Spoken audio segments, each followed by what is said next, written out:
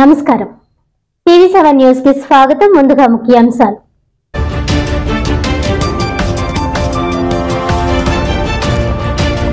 పూజలు చేశారు। ఈ సందర్భంగా బాల త్రిపుర సుందరి అమ్మవారి ఆలయ కమిటీ చైర్మన్ గ్రంథి నారాయణరావు బాబ్జీ మాట్లాడుతూ వాసవి కన్యకా పరమేశ్వరి అమ్మవారి జయంతి కార్యక్రమాలు ఘనంగా జరిగేందుకు నూతన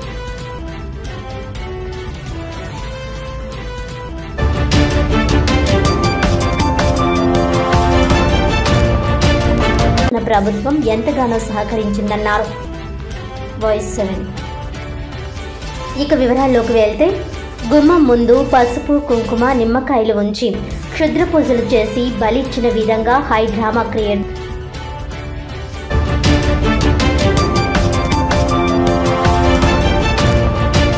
చేశారు। గత రాత్రి అమ్మ అమ్మమ్మ తాతయ్య మామయ్య మధ్యలో పడుకోబెట్టిన 5 నెలల పసికందును అర్ధరాత్రి 1 గంట సమయంలో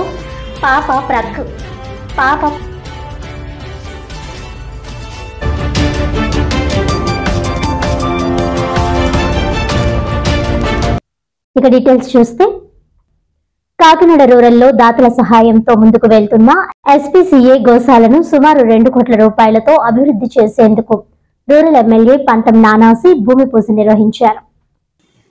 కాకినాడ నాగమల్లితోట జంక్షన్ దగ్గర గల ఎస్పీసీఏ గోశాలను బుధవారం రూరల్ ఎమ్మెల్యే పంతం నానాజీ, ఎమ్మెల్సీ కరి పద్మజ, కుడా చైర్మన్ తుమ్మల బాబు, సివిల్ సప్లై డైరెక్టర్ కడలి ఈశ్వరి, కమిషనర్ భావనలు కొబ్బరికాయ కొట్టి భూమి పూజ నిర్వహించారు।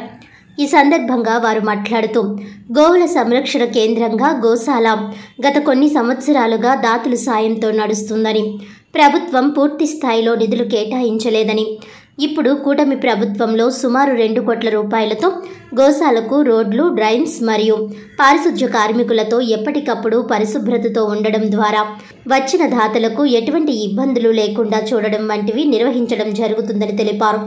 2 నెలల్లోనే అన్ని ఏర్పాట్లు చేసి ప్రారంభోత్సవం కూడా చేయడం జరుగుతుందని తెలిపారు। అదేవిధంగా టీడీపీ నాయకులు వివై దాసు మాట్లాడుతూ గోశాల పరిధిలో ఉన్న షాపుల ద్వారా వచ్చే అద్దె సుమారు 2 కోట్ల బకాయిలు ఉండిపోయిందని, వెంటనే వసూలు చేసి అందిస్తే గోశాల మరింత అభివృద్ధి చెందుతుందని ఎమ్మెల్యేకు తెలిపారు। ఇది మనం గౌశాల పని 2.7 crores వరకు ఎస్టిమేట్స్ పెట్టడం జరిగింది। సీసీ డ్రైన్స్ కానీ, సీసీ ఫ్లోర్ కానీ, షెడ్స్ రెనోవేట్ చేయడం కానీ, 2 షెడ్స్ కొత్తగా కూడా పెట్టడం కానీ, అన్ని పని మనం కోడా నుంచి under the leadership of collector గారు అది కోడా నుంచి అప్రూవల్ చేయడం జరిగింది।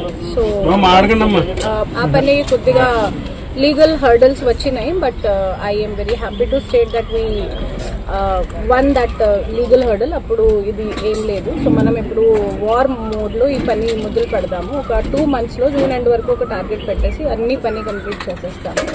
ఇక్కడ చాలా స్టెబిలిటీగా వస్తుంది। తర్వాత ఫాడర్ కానీ అన్ని, నేను శానిటేషన్ స్టాఫ్ కూడా ఇక్కడ పెంచుతాను ఒక ఫుల్ ఫ్లెడ్జెడ్గా, పర్మనెంట్ సిస్టమ్ కానీ చూసి అదే ఇక్కడ మొదలు పెడతాము। So I really hope that this gaushala will come in a very good and healthy shape.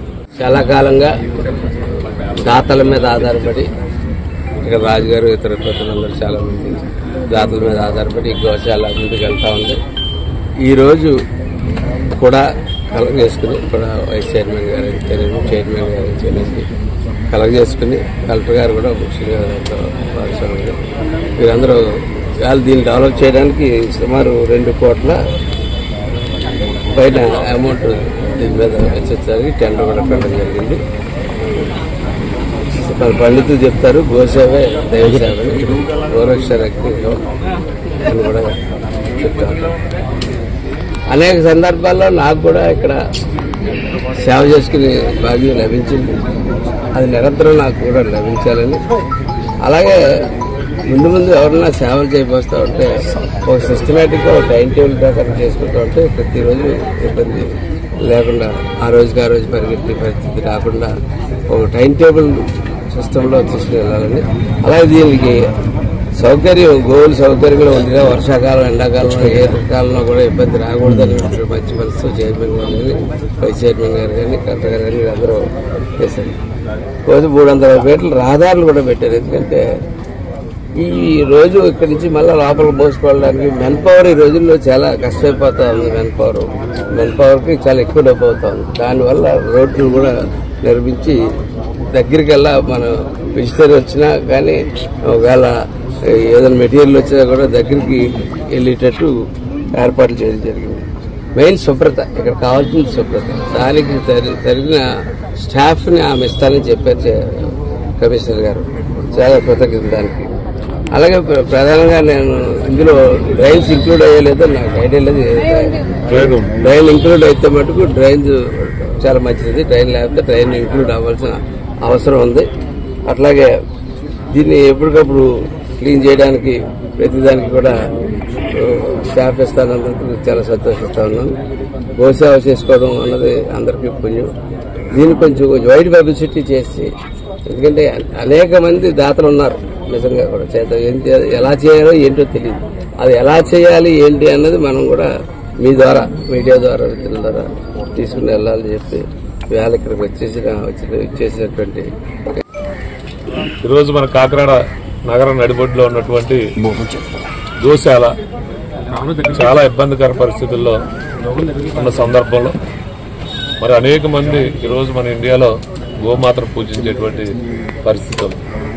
ఇవన్నీ దృష్టిలో పెట్టుకుని మన రూరల్ ఎమ్మెల్యే గారు పంతం నానాజీ గారు, అలాగే కలెక్టర్ గారు కానీ, మా కూడా వైస్ చైర్మన్ భావన గారు, ఎమ్మెల్సీ పబ్లిసిటీ గారు, వీళ్ళందరూ కూడా దీన్ని ఏదో ఒక మంచి కార్యక్రమంగా గోవులు ఎక్కడ ఇబ్బంది పడకూడదు, వర్షాకాలం అయితే మరి ఇబ్బంది పరిస్థితులు ఉన్నటువంటి దృష్టిలో పెట్టుకుని పర్మనెంట్గా ఒక మంచి కార్యక్రమం చేపట్టాలనే ఉద్దేశంతో కలెక్టర్ గారు అడిగిన వెంటనే కౌడా నుంచి చైర్మన్గా నేను కానీ, వైస్ చైర్మన్ భావన గారు కానీ వెంటనే బోర్డు మీటింగ్లో డిస్కస్ చేసి 2,65,00,000 నిధులు కేటాయించి 3 పనులుగా 3 విభాగాలుగా ఇక్కడ ఏదైతే ఉపయోగపడుతుందో ప్రజలందరూ ఏమడుగుతా ఉన్నారో ఈ శాలను ఎవరైతే మెయింటైన్ చేస్తూ ఉన్నారో వారందరూ అభిప్రాయాలు తీసుకుని ఇక్కడ పర్మనెంట్గా వర్క్ చేయడం జరుగుతుంది. నానాజీ గారి ఆధ్వర్యంలో త్వరలోనే దీన్ని మళ్ళీ ఇనాగ్రేట్ చేసుకుంటామని ఈ సందర్భంగా తెలియజేసుకుంటాం.